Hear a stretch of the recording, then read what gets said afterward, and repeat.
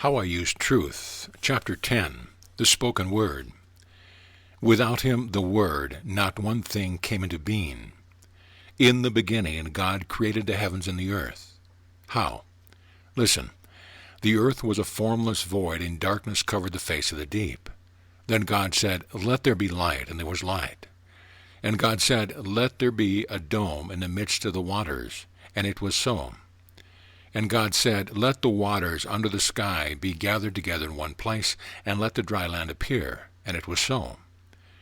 Then God said, "Let the earth put forth vegetation," and it was so.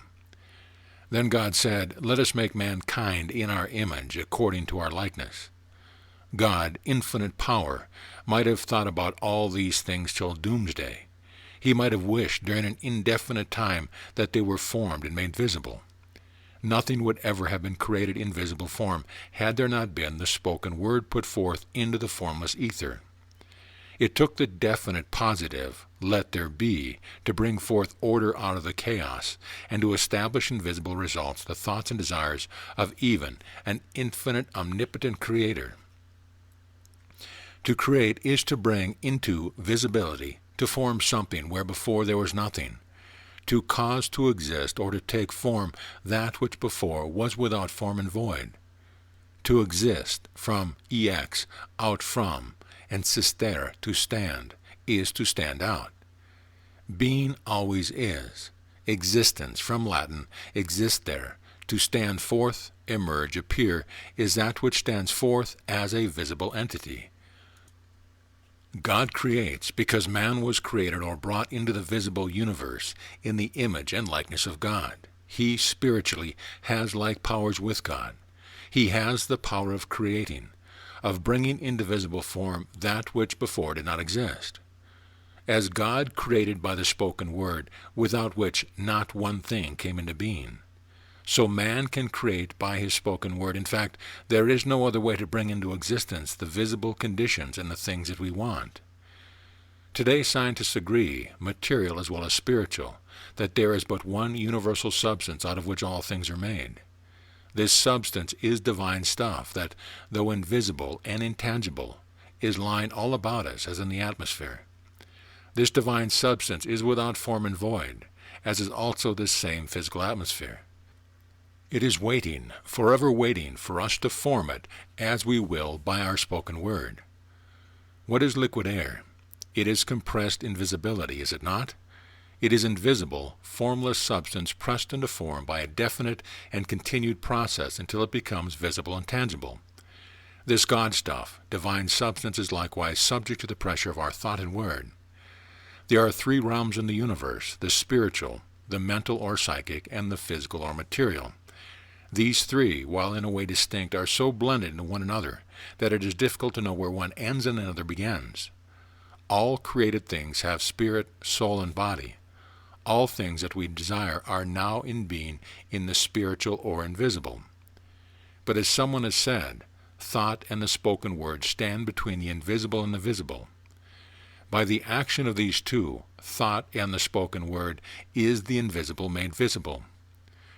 When we desire anything, I use this word anything advisedly, for did not the Master say, "Whatever you ask for in prayer"?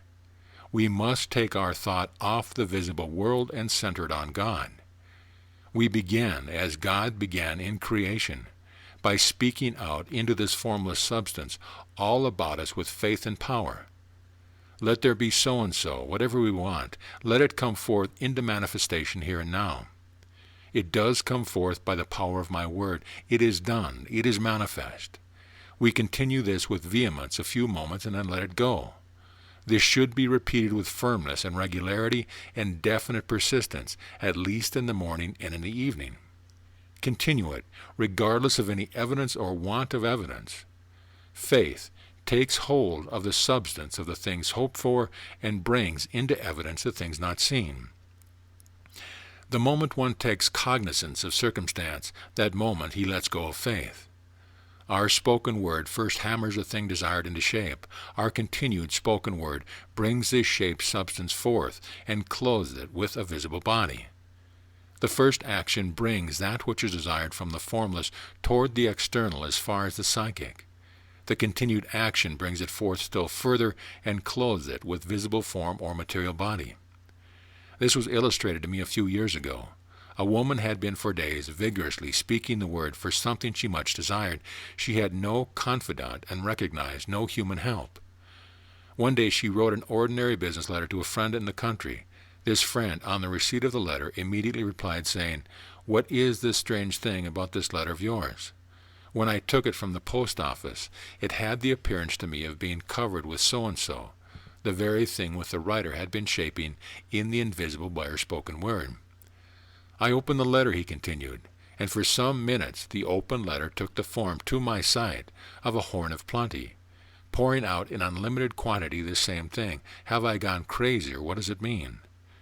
The words spoken by the woman, alone in the silence of her own room, had shaped and brought forth toward the external, as far as the psychic realm, the thing desired. The vibrations of her thought had permeated, all unknown to her, everything that she had touched. The friend, having psychic power, saw plainly, surrounding this letter, the shape that the woman had created, though it was yet invisible to the natural eye. It is needless to say that the continued word very soon brought this shape forth into the visible world as a solid manifestation of exactly what the woman desired. In this process there are two things you must do. One is, do not talk with anyone about what you are doing. Talk scatters and wastes all this precious divine substance. And what we want to do is to focus it. Much needless talk diffuses and wastes all one's power. One might as well pierce full of holes the boiler of a steam engine, letting the steam ooze at dozens of pores, and then expect any power in the engine to draw the train. It is impossible to both diffuse and focus at the same time. The other important thing you must do is continue with the spoken word.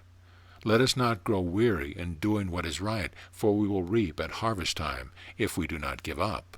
Galatians 6:9. End of chapter.